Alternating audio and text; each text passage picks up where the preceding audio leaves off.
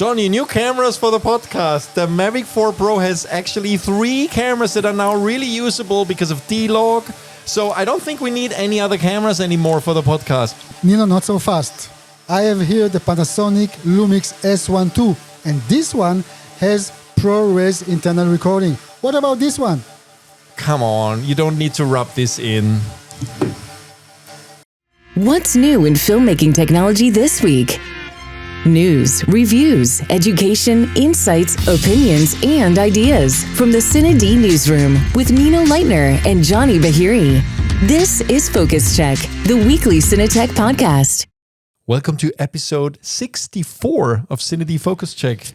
Johnny, it's been an exciting week, hasn't it? I tell you, Nino, I don't know how many hours you slept this week. I can tell you that it felt like I have babies again. What about you?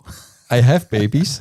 So I never sleep, and I also have new cameras. So yeah, well, there's 2 big topics, right? DJI and Panasonic announcements.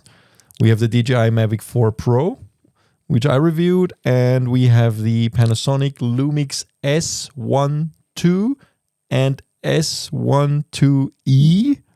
And we have a lens, the 24-60mm. This is also new. f2.8, yeah. f2.8, constant f2.8. And we have firmware updates announcements, which will come soon. Okay. So, and of course, the lab test. Of course, we have it's part of the S1II coverage. So, very busy week. I think yesterday, no, by the time that you see these guys, 2 days ago, we published like 7 articles. A lot of them. It's crazy. As we record this, you're finishing your work on your review of the camera too. Yeah. So we've had it for 2 weeks, 3 weeks, something like that, and been working with it. Already did the lab test, which we are very proud of because usually it takes a while to get the lab test out, and we also always just try to do this with production versions of the cameras. But before we dive into the Panasonic, let's get the Mavic out of the way, I would say. Okay, of course, because with DJI, for me, the hardest part, I love those drones, but the hardest part is the name. So let's start with the name. How do they call this one? That's the Mavic 4 Pro. That's actually an easy one. Well, okay, yeah, well, about the names. It's been a bit confusing. So the predecessor, the Mavic 3 Pro, came out about 2 years ago, I think. And now that wasn't the first Mavic 3, right? There was the original Mavic 3, which is not in the market anymore, which had 2 cameras, a wide angle and a long telephoto. That was the first drone to have the long telephoto lens, which is around 170 millimeter, like 166, 68 millimeter equivalent. Now, the problem with that drone was, I think I never finished a review because it was weird. The original drone, the original Mavic 3, had this telephoto camera that actually was just a standard picture profile. You couldn't even, on the original one, you couldn't even have manual settings. Like everything was automatic. It was completely unusable for professional work. And you kind of ask yourself, why do I have it? And DJI actually said, well, it's for spotting deer and people in crowds and stuff. And it's like, I don't need a camera for that because I want to be able to record it. Then they came out with the Mavic 3 Pro, which had 3 cameras. And that was actually amazing because the medium telephoto lens, the medium camera is the one that was really beautiful. Around 70 millimeter equivalent, not too long, not too wide, really gives you this ability to have these beautiful parallax movements that otherwise we've only known from helicopter shots, really. Because traditionally, basically all of the other drones, usually you're used to these wide angle shots. Now this one was the 70 mil. And that one had D-Log M for the medium camera. And they later even introduced D-Log M for the long telephoto lens, which was also on that one. And we had D-Log for the main camera. And that was, while it was an amazing drone, the Mavic 3 Pro, that was the problem with it too. It basically meant that you had separate look settings for each camera, which was very hard to kind of make them look alike in post-production. And it was even so far, I think I didn't do all the firmware updates because somebody actually told me that there's D-Log M for the long telephoto lens, which wasn't there at the beginning. But the problem still was that all the settings were kind of separate. And if you handed your footage to somebody, to edit, you kind of had to explain that one is D-Log, one is D-Log M. It was just a bit of a mess. But don't they have users to feedback them, or no? It's very weird. Well, everybody gave them this feedback, and actually that's what one of the main things that's fixed in the Mavic 4 Pro is now you have D-Log in like the proper D-Log, or D-Log M, or HLG, or standard picture profile in all three cameras, which is great. And they supposedly look exactly the same. I mean, I say supposedly because I didn't actually do pixel by pixel comparison in my review, but I mean, it's really a first look review. I need to spend more time with it. And actually, as we are, you saw the drone flying in the intro. Well, we were waiting for half an hour for it to kind of update the firmware before we could take off, because usually they push a lot of updates after a product is released. So it makes sense to take a bit of time for the long-term reviews anyway.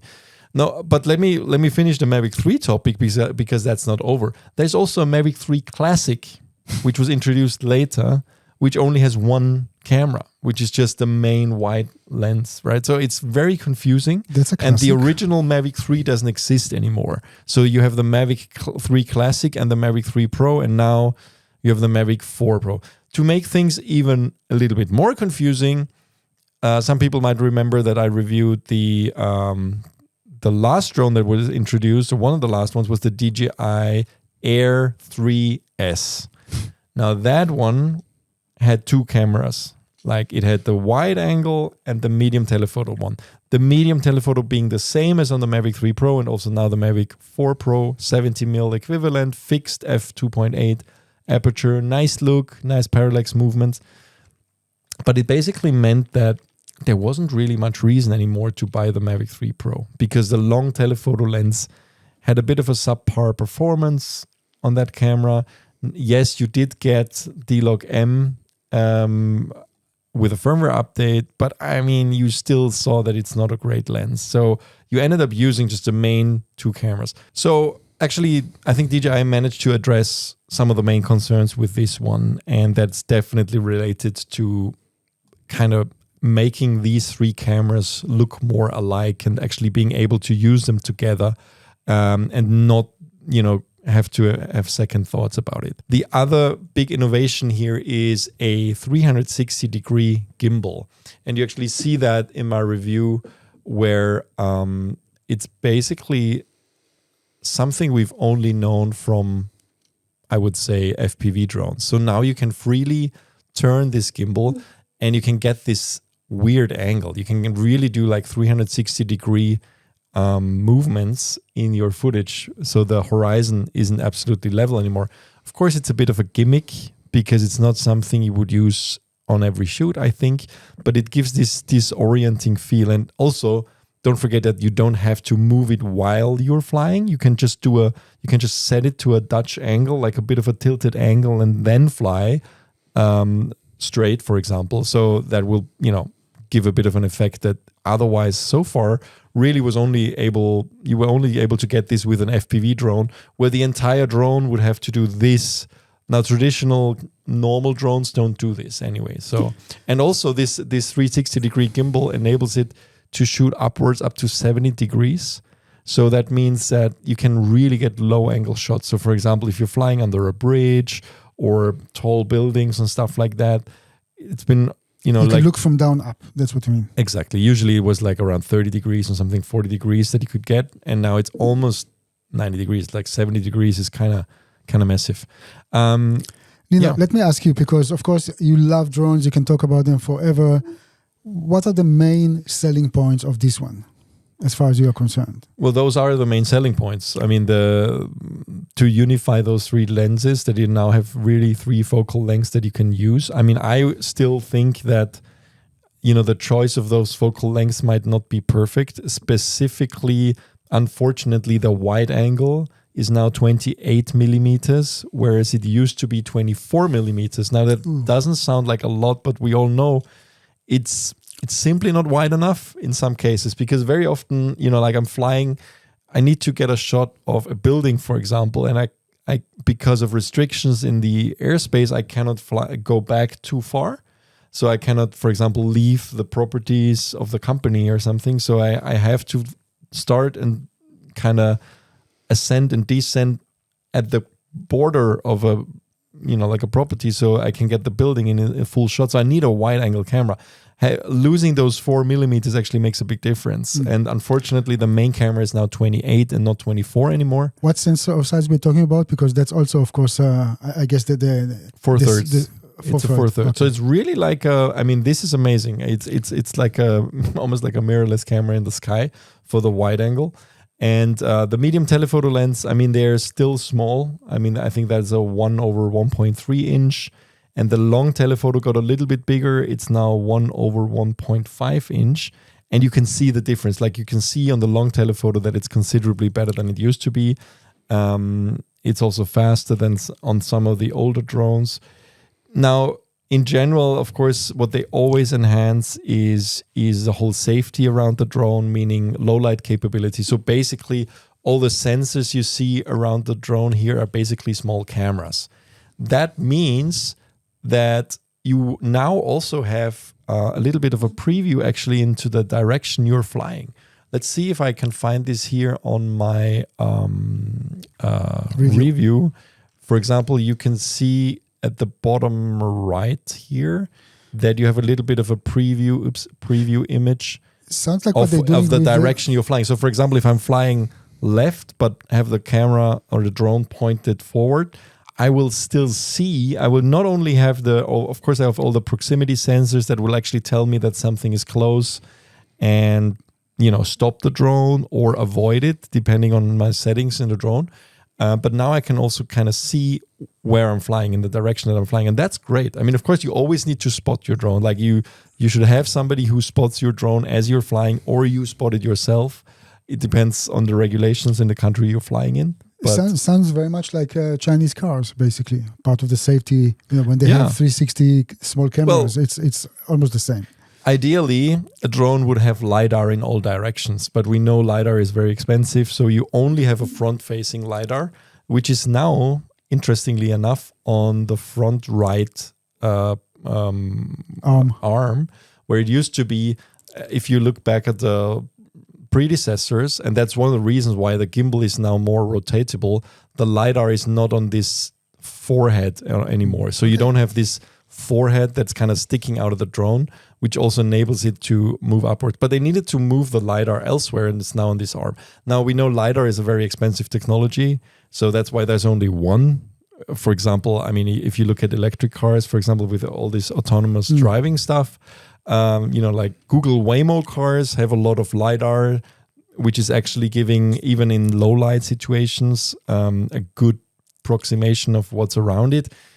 Now, Tesla only has cameras around their cars, which makes them a little bit more susceptible for, crashes, basically, if you use the fully autonomous function, because the LiDAR is just super expensive. Like if they build LiDAR into all directions of a car, it will make the car more expensive. And that's the same reason why we only have one LiDAR sensor in a drone like this, and all the others are optical sensors, which means cameras. Okay.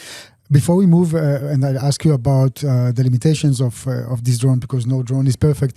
Any word about the controller? Because I see it's a new controller. Yeah, the controller is new and it's great. You can use this also with other drones in their lineup, but it's the first time they introduced it. It's called RC Pro 2.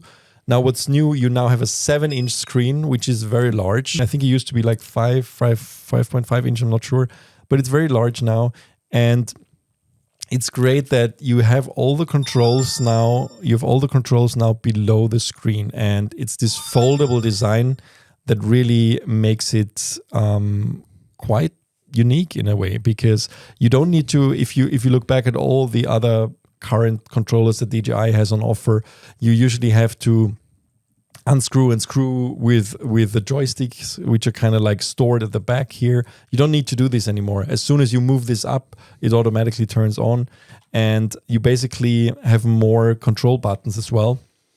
So you don't need to use the touch screen. You can have everything here. It's a very convenient design. It's also cool that if you turn it like this, you can shoot vertically, and that's actual vertical, because the new 360-degree gimbal means that you can move, all the 3 cameras will automatically move into this 90-degree angle, and you will have actual vertical shooting. So you're not, if you need to shoot vertically, which a lot of people need to do now, right, for social media content, but also in a high-end quality. All three cameras offer 9x16 shooting natively on the sensor now by simply turning it 90 degrees. I mean, it's funny, we kind of talked about this on mirrorless cameras, right? We speculated whether there will ever be a camera manufacturer that will have a sensor that's turnable, because when you turn a mirrorless camera 90 degrees, you kind of have all the controls in the wrong place. And why not have a sensor that's rotatable? And that's literally what DJI did with this, because, I mean, we've seen this kind of thing before. I think there was I don't recall which model, but I think it's one of the DJI mini drones, which can actually also turn 90 degrees, but that's just the mini and that's just one focal length. Now you have 3 focal lengths being able to do this and also actually see the full resolution on this screen, which is great. You can use this controller also with the other DJI drones, and yeah, it's a great design. I think it's funny. I think it's funny because if you think back many years ago when they had the Phantom drones, the white typical DJI drones that at the time were new. Before they came out with the Mavic, the first Mavic design, the foldable design, the controllers were big, right? You had these big white controllers like the white drone, and then they came out with a Mavic where they tried to shrink everything with the foldable props. The drone was relatively small. You had the foldable arms, and you also had a small controller that actually had to have your phone as kind of the logical unit. And then you can still have that. The cheapest option you can get for the controller is the one where you need the normal RC, where you need the phone. But that's not what they promote anymore. They promote the RC Pro, which had a built-in screen, and now the RC Pro 2, even bigger. So now the controllers are getting bigger again, just like the drones are getting bigger and bigger and bigger again with the same kind of design. So that kind of lost the original vibe a little bit of the Mavic line, whereas they tried to put more and more professional functions into the drone. So it's kind of, you have a drone now that's really high end, that has a 4x3 sensor, which is not, it's very similar to the Inspire 3. But it is smaller than the Inspire 3. Exactly. It's smaller than the Inspire 3. But you still have a much bigger and much heavier drone. And that's the next thing, which, can be considered a downside because it's heavy. It means that it's put into the C2 category.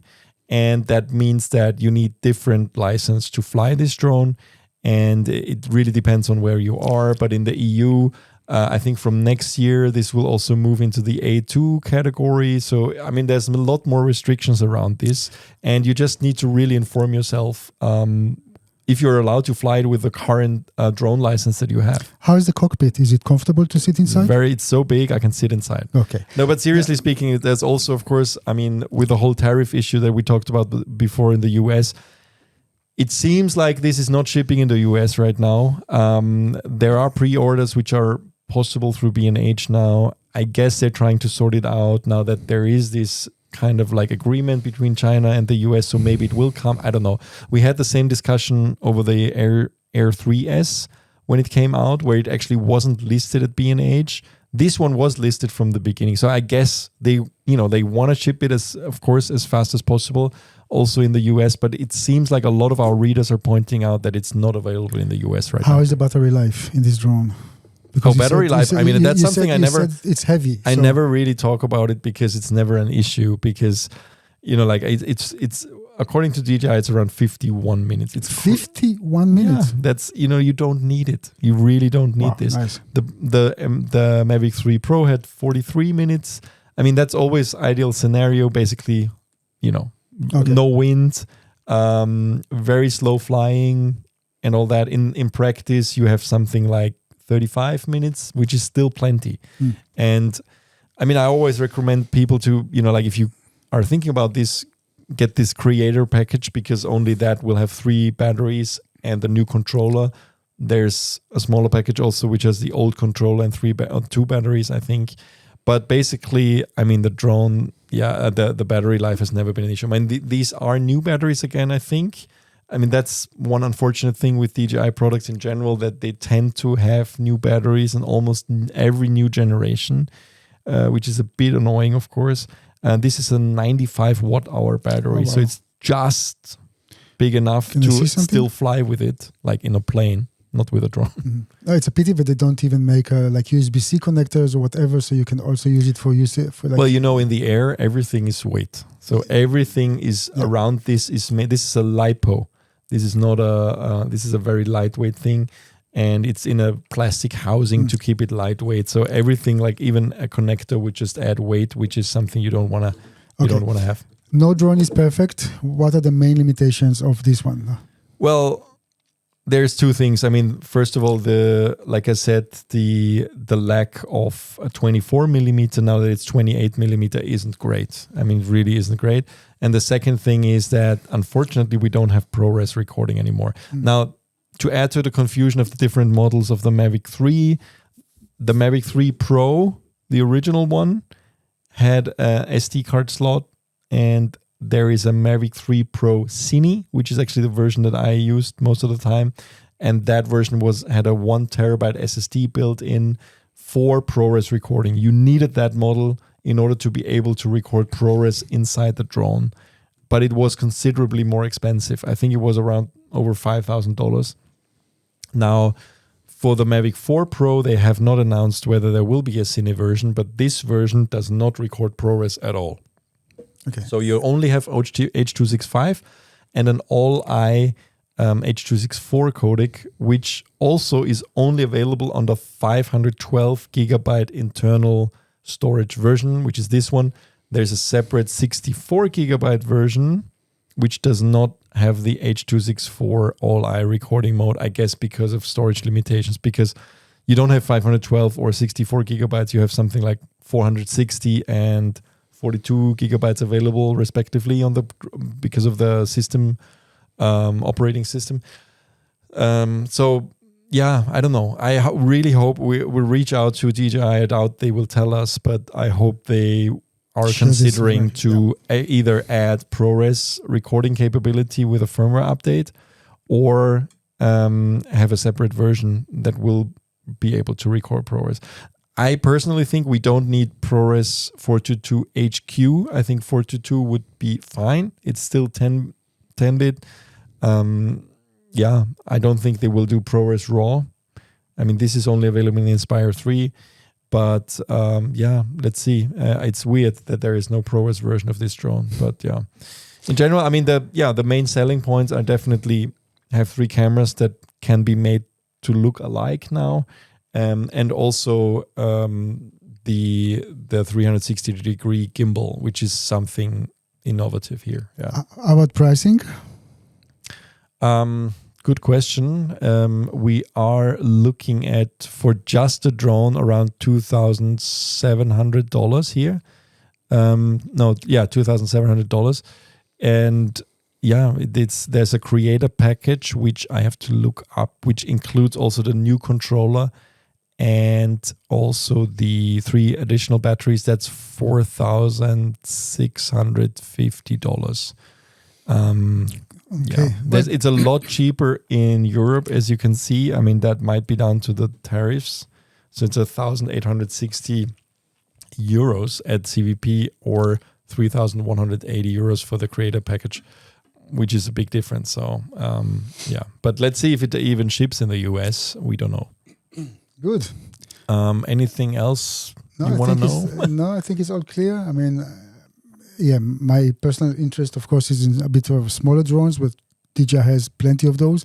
But it's nice to see how the technology is evolving. And in a way, you said it's bigger, but it's, of course, much smaller than something that was up to, like, until a few years ago was much bigger and much heavier. Yeah, I honestly, the size issue, I agree. Of course, the small drones, like the really small drones, like the Mini 3 Pro and Mini 4, and also the Flip and Neo, those are really small and you can literally take them anywhere.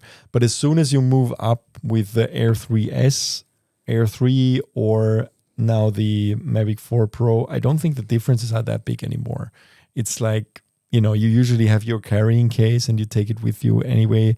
The only thing you have to be really careful about is the registration, like because there are limitations which are usually weight-based, where you can fly with something, and that can be quite an issue, actually. Yeah. So good. Well, hopefully by the next drone, even the names will be sorted out, so it's even easier for me to follow up. Yeah. But, yeah. One thing I want to point out, which I didn't mention in the review because I didn't know at the time, is that they shipped it to us, the review version without ND filters, which at the last couple other drones that we tested, we always got the ND filters from DJI, and I wondered why that is.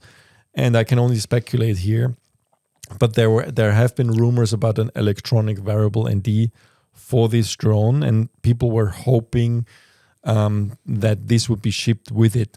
Now, people I think thought that it's kind of like fixed into the drone, that it will be, but it looks like this is going to be sold as a separate product. And it, of course, makes sense because we all know even an electronic variable ND usually has to kind of move in. If you think about the Sony cameras, the FX6, FX9 that has variable ND, basically you move it in. So because if you can't do clear ND with a fixed, like with a variable ND, right? You need to physically move it in. And in this case means you still have to remove this face part here and then replace it, even if you only have one ND, which is an electronic variable ND. And you can see here on the front that there are electrical connections, which are, of course, a hint at something coming, which Pro isn't confirmed yet. So I'm confident that there will be an electronic variable ND for this drone from DJI. But you will still need to also use it in a clear way, of course. So let's see when this comes. Some people also asked, I mean, the main camera, according to DJI, is now 16 stops of dynamic range. People ask us to test this in our lab test. Now, I have to say, it's quite challenging to do lab tests of drones in general, especially with fixed lenses, because we usually use the same 50mm lens for our lab test. Everything is measured out. Every camera is put in the exact same position and so on. So if you are not able to shoot with that focal length in our lab test, there is a chance that something goes wrong with the test because we have to move the camera, in this case the drone, a lot closer to the dynamic range chart. Now we have done one test, right? I think we've did a lab test of the Inspire 3. Yeah. We have to find a way to do this. We absolutely. I agree. We have to find a way to do this. And also rolling shutter would be interesting because usually the rolling shutter is really bad on the long telephoto lens. Now DJI apparently did some processing work because I know it was really bad on former drones, on the original Mavic 3 and also the Mavic 3 Pro. Like the rolling shutter performance of the telephoto lens, it looks better now. Like you don't have any wobble anymore. They did some algorithmic changes with the gimbal also that it's very stable even when you fly with a long telephoto lens, which kind of evens out those problems. But still, yeah, we should find a way to do a lab test of a drone. But please, be patient with us because we need to figure this out. There's a lot of things that can go wrong and we don't want to get wrong results here. So yeah. We'll be back after this message from our sponsor. 1 Minute Tips by Fujifilm and CineD, another part of our series on film set roles. The assistant director, or AD, the unsung hero of any set and arguably the most important role. While the director focuses on creative choices, the AD is their right-hand person and manages all logistics to keep the production running smoothly. The first AD supervises and executes the shooting schedule, coordinates departments, calls all the verbal commands on set such as roll sound, roll camera, and makes sure that everyone is where they need to be when they need to be well ahead of time. Think of them as the set's traffic controller, balancing time, safety, and efficiency, all while maintaining the director's creative vision.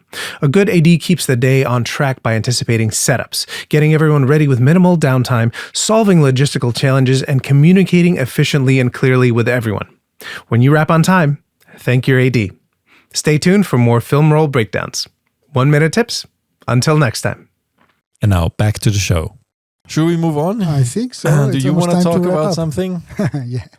Yeah, so let's move on to Panasonic news and let's start with the LUMIX S1II. What a confusing name. I don't think so. Really? 1-2?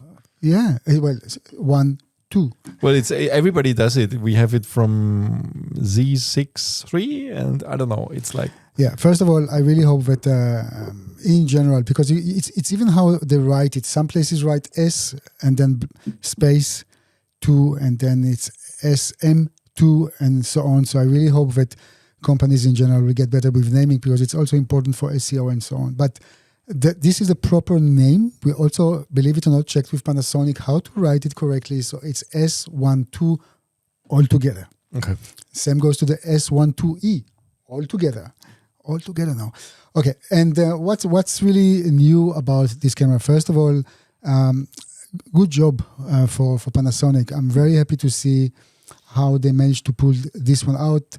To the best of my knowledge, this camera was a little bit delayed. It's the first one in their range that have kind of partial stack sensor, CMOS, and what it means for those who are not very much familiar. The idea is that you are able, and I don't want to go too much into the technicality here, but at the end, you are able to have like a higher speed processing at a reduced price, and because and that's what reduced compared to fully stacked sensors. Exactly. So this is great because you do have higher speed processing, and that means also that you have a better rolling shutter effect. But on the other hand, you have to find the right balance when it can introduce a lower dynamic range or much noise. So it's really you have to find the right spot here. And what Panasonic did with this kind of dynamic range boost, you have an on and off. You can really play with that. I mean, you can, depends on what is more important for you at a certain shoot. If the dynamic range is more important or the rolling shutter is more important, you can really play with this. Dynamic range boost, basically, I mean, we've seen it from Red also and Panasonic before and other cameras, but it basically does two exposures after another and fuses them, right? Yeah, but this is the first full frame camera from Panasonic who does this. And again, depending if the dynamic range boost is on or off, it also changing the values of your ISO, basically. So if it's off, you'll get 640 and then 5,000, and if it's on, it's 1,000 and 5,000. So depending on what you need. The thing is, and this is also related to our lab test, which we're going to talk in a second, we did find some issues in the lab test, and we did contact Panasonic, and together, like after showing them, obviously the dynamic range boost when it's on 5.8 RAW, we found that actually it's not doing what it's supposed to do. So Panasonic was kind enough to evaluate what we found, and they also feedback us that they are recognizing that there is a bug in the pre-production samples, but rest assured that they're working hard to iron this, and by the time that the camera will be shipped around, I think, middle of June, that will be all corrected. So you will see the advantage of working with dynamic range boost on 5.8 RAW recording, ProRes RAW recording. But let's, before we dive in, I mean, we can talk about the lab test in a second, but maybe just for those who don't know, just go through the main recording modes. First of all, it's like recording mode. There's so many of those, but in a nutshell, it's a 24 megapixel full frame new sensor. It can do 5.1K in 60p. You can do 4K 120. Also P, there's a slight crop here, but it looks quite good. But that's open gate, or because here it says 5.9K 60p? Yeah, there's also, I don't know where you're looking, they are different. There's so many modes. That's one of the things with Panasonic. In general, you are able to do up to 6K. But I think in camera. I'm talking now only in camera. It's 5.8K in ProRes RAW. RAW, exactly. But you can also do in 6K, 420, 10-bit, up to 30p open gate. So there are a lot of modes, a lot of resolutions. It's really a Swiss Army knife, basically. I mean, they did really well with, so you can do full frame 3x2, full frame 16x9. Which, by the way, actually, sorry to interrupt, but that's exactly why we have the camera database. I mean, we have an entry.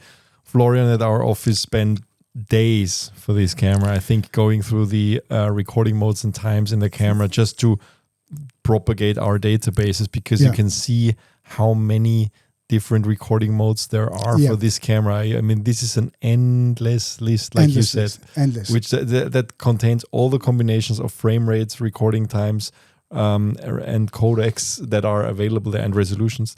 But if I need to summarize this, there are a few things. First of all, it's the first Panasonic camera that can do what we call CinemaScope internal recording. This is a 240:1 aspect ratio. I think we've seen it before only with Blackmagic cameras, but now you don't have to kind of crop. It really records in a nice 4K CinemaScope, which I really like, and I will refer to this in a second in my what I writing in my review. And it can do ProRes all the way, like ProRes HQ and down, but also ProRes RAW 5.8 internal recording, which is really, really nice. And of course, for those who are asking about Blackmagic RAW, that can be done only externally via HDMI. There is no, it doesn't exist in this camera. So moving forward, of course, it can do a vlog recording, and with the upcoming firmware update, we're gonna have a paid update for the ARRI Loxi 3 options, which personally I like better because of the color. Sometimes I find the Panasonic colors a bit too red when it comes to skin tones. But it's let me see. Also, they do have this CineD A2. This is like the out of the box look from Panasonic. If you are recording internally without any log function, please use this one. That should be the best available picture profile. Then, like with the S1 R2, you do have the 32-bit float recording with the dedicated XLR external option, and so on. There is a new autofocus mode, a new stabilization mode. You can also do synchronization, like time synchronization via Bluetooth with Atomos Blue. And what else? Tons of monitoring tools. Monitoring is always great on Panasonic cameras, where you have false colors, all kinds of things that you usually only have on external monitors. Absolutely. They have built in. That's right. And of course, needless to say, all the anamorphic discrete modes, because with the open gate 3x2 that it has, it's really good. And of course, they're working always hard to enhance their different app and so on. One new thing which I really like is the ability to move and copy files from one card to another. I mean, or externally. This camera in particular has the CF Express Type B and SD cards, but you can also connect via USB-C SSD to it. But now you don't even need a computer. You can really move the files between. So if you are running out of space and you need to clear space, or you just need to move stuff from whatever reason, you can do this within the camera, in and out, and it's just very nice that they were thinking about something like this. Of course, why do we have so many cameras now which have CF Express B and SD? I always wonder, wouldn't it be nicer just to have two CFB? I think that the SD cards are still the norm here in many ways, and you can still shoot quite a lot of resolutions and frame rates with SD card. So I would not. Yeah, but if I have one standard, I want to stick with one standard. No, I think it's. I like it like this. I don't think it's an obstacle. I think it's actually quite nice. Other things to mention here, that the camera is 20% smaller than the original LUMIX S1. So now it's the same body, the same chassis as the S1R2 and the S5II and so on. So they're really working to minimize the body size. I know some people maybe don't like it so much. For me personally, I really love it. Now, to my review, my upcoming review. You know, there are a lot of. I mean, we already have the technical specifications in our in the article that we published, and also with Gunther, our colleague, and Florian, we made an extensive lab test.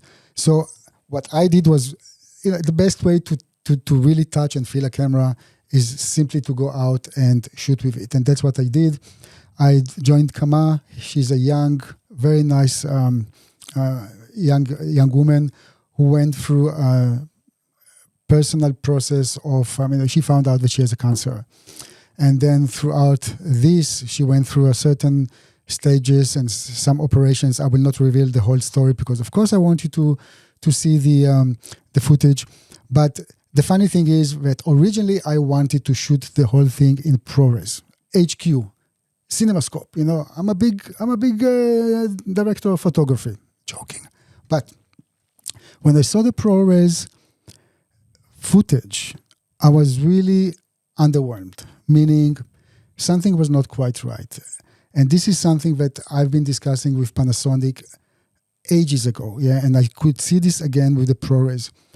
The noise reduction is working so hard that it smooths everything. So in a way, it is beautiful, very clean, but lifeless.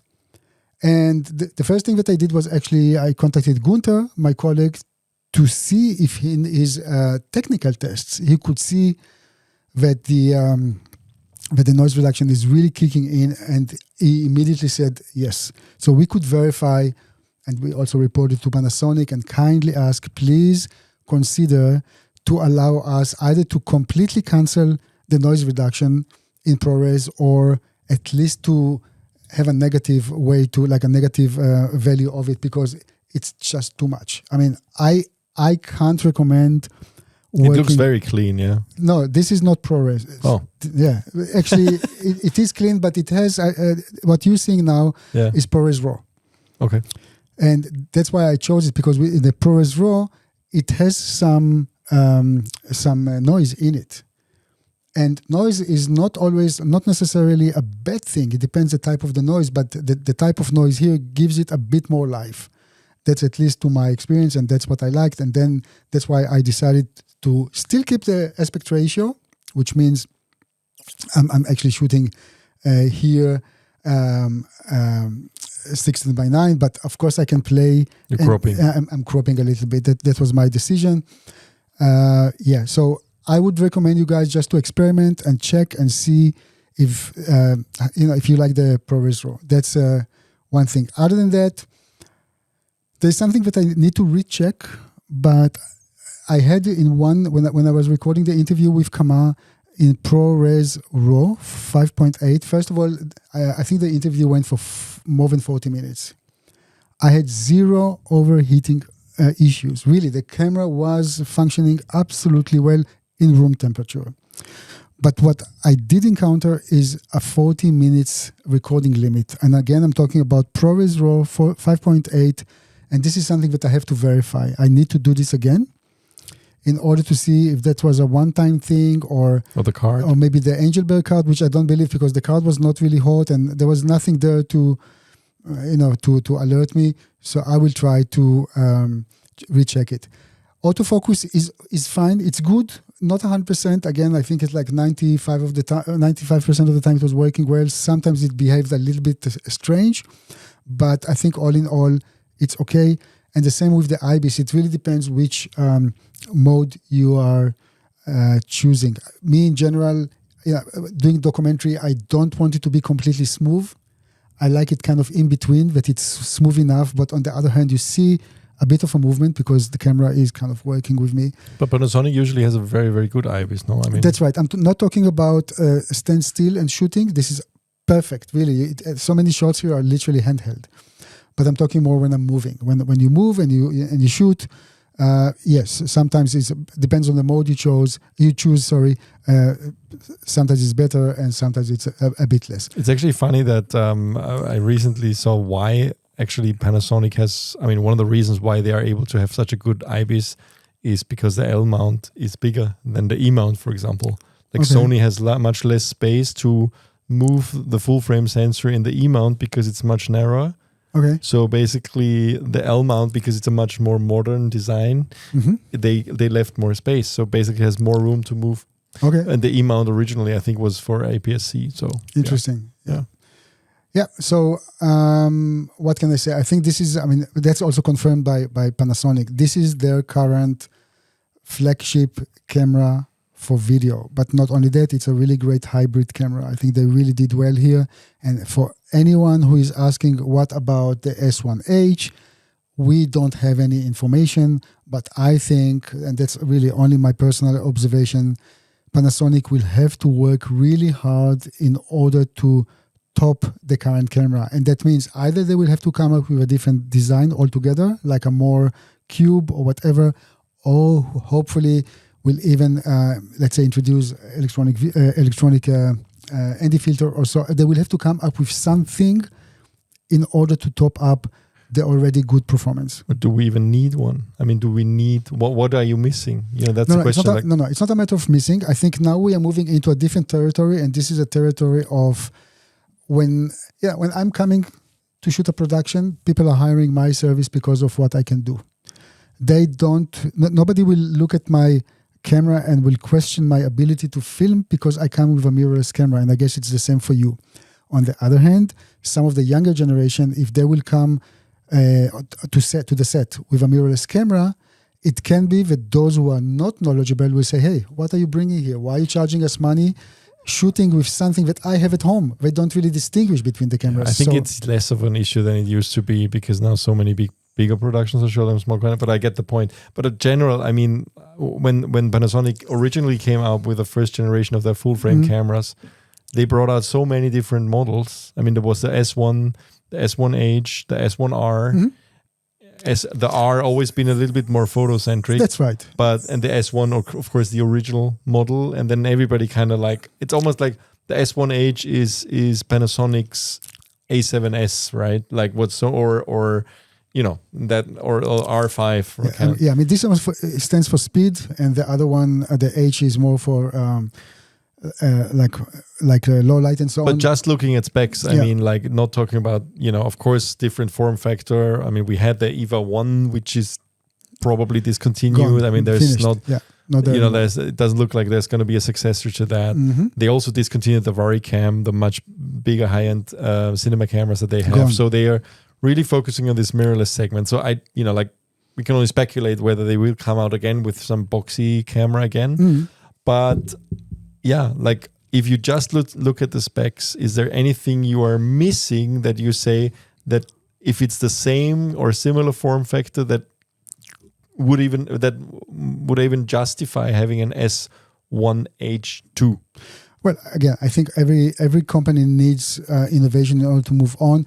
Personally, as a filmmaker, I don't miss anything here right now. I think this is a very nice, comprehensive tool that can only get better. And they already announced the firmware update, which I can't remember by heart.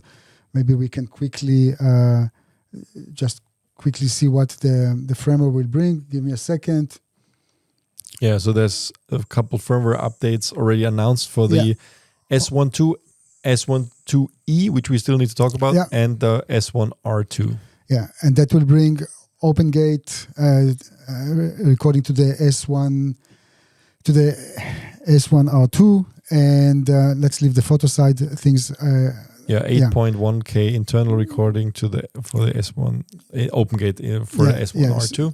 There will be a lot of other stuff, but I'm just saying that your question was related to the S1H. If it will ever come, I think it will have to introduce something extra. Yeah, but we didn't know. We wouldn't even know what. I mean, obviously everybody says we want ND filters and stuff like that, but I mean, in terms of like tech specs and codec options, there's not really anything missing. So for now, no. And again, I'm really happy for Panasonic that they came up with this camera.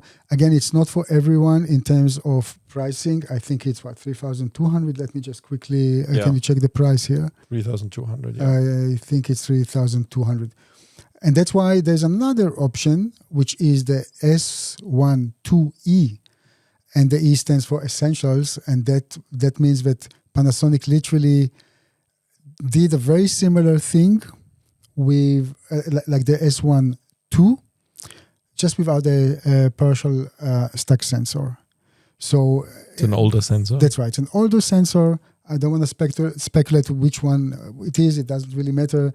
But it's probably one that works well for them. And I think they were able to cut the price in what? There's like $600 less. Yeah, it's $2,500. Yeah. So it's still a 24 megapixel still camera? 24 megapixel. It's still support 6 like open gate up to 6K 30p. ProRes RAW. Exactly. There are a lot of the things that are. I can very much similar. Yeah, that's right. It is similar, and with the firmware update, it will have the RE Lock C3. And as you said, it can record internally up to 5.8K 30p, and it will have the Apple ProRes RAW HQ in 4K 60p up to 60p, and so on. So, I think it's a good move. Honestly, when I first heard about this camera, I was like, who needs this? But the more that I think about it, I understand the motivation here to give another option for those who simply want to have a lot of the goodies of the modern camera with a bit of an older sensor at a more affordable price. So maybe it makes sense. Yeah, of course. It's an easier entry point, and if you don't need all the functions, we've been talking about this many times, that basically every camera in the market now is amazing. So you might not need all the functions, so it's good to have an option. That's right. And it's great that they actually they don't compromise on the body, because the same body, the same IBIS, even ProRes RAW, basically really just a different sensor that gives a little bit of a less option of 60p internal and stuff like that. We can quickly go through, if anybody is interested or considering this camera, just to compare what is the same with the S1II. Both have the Vlog, raw internal video recording, proxy recording, the CineD A2, 30-bit float audio with the external handle, HEIF, this is for photographers, the new urban sports autofocus, the storage configuration that we talked before, like moving data between the cards and so on. And of course, it has the Lumix Lab and the Lumix Flow apps, and also the Bluetooth timecode sync. And compared to the S5IIX, you also have raw internal video, which is new. To which one? Sorry, there in comparison. Well, in comparison to the S5IIX, which kind of was the top line full frame camera up until the S1II, right? That's right. So that now you also have internal ProRes RAW, which wasn't there, That's and a right. new body. Yeah. And last but not least, not that I forget, I always forget, but of course, in order to film with a camera, you also need a lens. And there's a new lens from Panasonic, and this is the 24 60mm full frame f2.8 throughout the range. And this is the one that I actually used for my review. It was a good chance. Of course, I was so tempted to use an anamorphic lens on the open gate, but I decided to test this lens. What can I say? It's very sharp. Edge to edge, this lens is very sharp. It's almost, if I wouldn't have made the review, like if it wouldn't have been a review, I guess that I would have put some like 1/8 of a Black Promised on it just to soften it a little bit. So but I like it. It looks like a prime almost, right? Yeah, it's really it's a very good job, but on the other hand, it's very, very sharp. And I also think it's a good decision to make it 2460 in the sense that it's not too big. It's very easy to carry around. Maybe some people will feel it's a little bit short on the 60, but then don't forget when you work with if you don't work on the full sensor, if you move to 4K and so on, you have all those digital zoom options from Panasonic, which they are doing really well cropping into the sensor. So I think all in all, they did a good job here. I can't remember what is the price of this lens. Give me a second. Here it is. It's about $900, and it will be available also from June 16. So yeah, this is something to consider if you're in the run and gun and so on. I think it's a nice lens.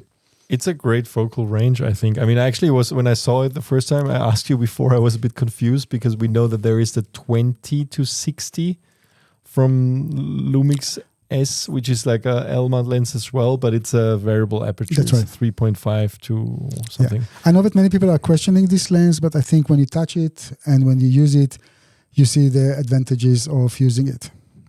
Yeah, and I mean, it is a good weight. It's not too heavy, and I guess the compromise, it's kind of becoming a trend to kind of reconfigure those typical focal ranges of zoom lenses, which I think I like because it seems to open up more options for lens manufacturers in general. I mean, we saw that with Sigma has a couple new ranges that we haven't seen before, and I think it makes sense. And like you said, I mean, actually 70 is already quite telephoto, so hopefully there will be a complementary lens. Maybe there will be a 50 to 100 or something that can be the perfect fit for this one at some point. I think what many people are missing, especially when those cameras are really, really getting good, is a very good telephoto lens so they can do wildlife. And this is always challenging when you talk about full frame. You need a much bigger lens. I'm not so sure that Panasonic has one in the range. I think Sigma has one, which is good. But Panasonic will say use our Micro Four Thirds cameras for that. Exactly, and this is something that I really hope, and I will keep saying this 1,000 times: make a proper Micro Four Thirds camera for wildlife photography, because and filmmaking, because that's really the perfect sensor size for such events. And of course, you can also downsize the lenses in general. Yeah, so it's a good combination. The lens. It's a good combination, and I'm really wishing Panasonic LUMIX all the best with this camera. Please fix the ProRes so it has some more life into it. Let us have some noise in the video. Too clean is too much. And just as a joke, I always say mojo. How do you describe mojo when it has mojo? Well, it's like texture, aesthetic, something. At least have the option. Yeah, it's just being. I mean, you can always switch on the noise reduction, but exactly. Just having that ability is great. I suspect that it's not so easy to do. I guess, and nothing to do now with Panasonic. I think with all Japanese camera manufacturers, the noise reduction is covering on something. You know what I mean? It must be some limitations for the sensor that when it's completely switched off, it's probably, I don't want to say not usable, but maybe not up to Japanese standards when they really like to do things perfect. But that's why we do the Latitude tests in the lab test, which actually we should talk about a little bit more, because, I mean, we do the dynamic range test, which very often gives a bit of a wrong impression because of noise reduction. I mean, just as a bit of a side note, we did a lab test of the iPhone 15 Pro, and the dynamic range looked great, but that tiny sensor, the reason why it looked great is because of the massive noise reduction that is applied to that. The only thing that uncovers the actual quality of the sensor is the exposure latitude test, which is an overexposure test where we push back the and here you can see exposure to the correct value, and then you will see how it falls apart or doesn't. That's right. And here you can see that with the 5.8K ProRes RAW, the latitude is 9 stops, which means it's really good, and that's the power of 12-bit RAW, basically. And in this regards, we are really entering the category of the Red Raptor already, the territory, sorry, with this camera. So in this regards, again, LUMIX did really, really well. But I think, and you please head to Gunter's article. It's very comprehensive, and we will do an update after Panasonic will fix this small bug of the dynamic boost on off in 5.8K RAW. So let's look at the dynamic range result here. With the DR boost off, we get 11.5 stops at a signal to noise ratio of 2 and 12.8 stops at SNR 1. And with dynamic range boost on in 4K ProRes RAW, we get 13.1 and 14.3 stops respectively. So this is a great result. Like you said, some stuff needs to be retested, but also the latitude test is great. So basically, the range we have here is, I think, 9 stops, which is great. I mean, 9 stops in 5.8K ProRes RAW. That's really good. I think the most important thing is actually, in this regards, to go straight to the summary, because then you understand when we say it's a very flexible camera. So currently, the way it is now, Gunter is writing that APS-C crop in ProRes RAW has the best dynamic range, and the latitude if you have the DR boost on. But then you have to switch it off for the best rolling shutter. So again, it's always give and take.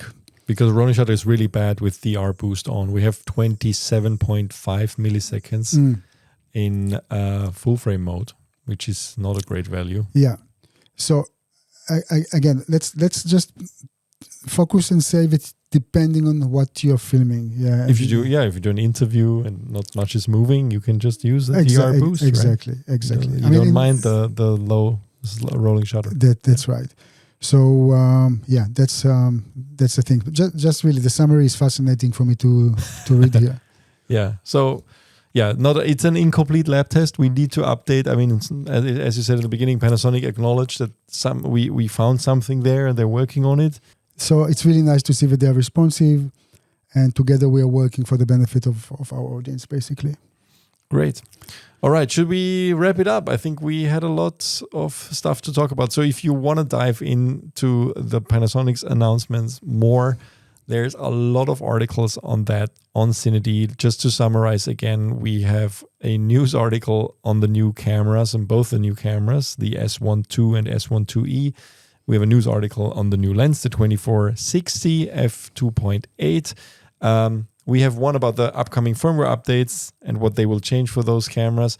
And most importantly, we have the lab test for the S1II and your review, which should be up by the time you see this. I swear it's on. I mean, it's uploaded and it's just getting very complicated to do announcements and reviews of cameras with all the options that these cameras offer. So yeah, everything is time consuming. So we do apologize if sometimes we are not as fast as you want us to be, but we're on it. All right. Good. And yeah, let's see what the next couple of weeks bring. Luckily, we had some really good announcements this week. And thanks everybody for watching. Don't forget to like and subscribe to your favorite podcasting platform, Apple Podcasts, Spotify, or YouTube. Leave a comment, leave a note, give us a like and subscribe. It will help. Send the podcast to somebody you like or don't like, depending. And I don't like it. I'm going to send you the podcast. Yeah. And see you next week on episode 65. Okay. Thank you guys. Bye-bye.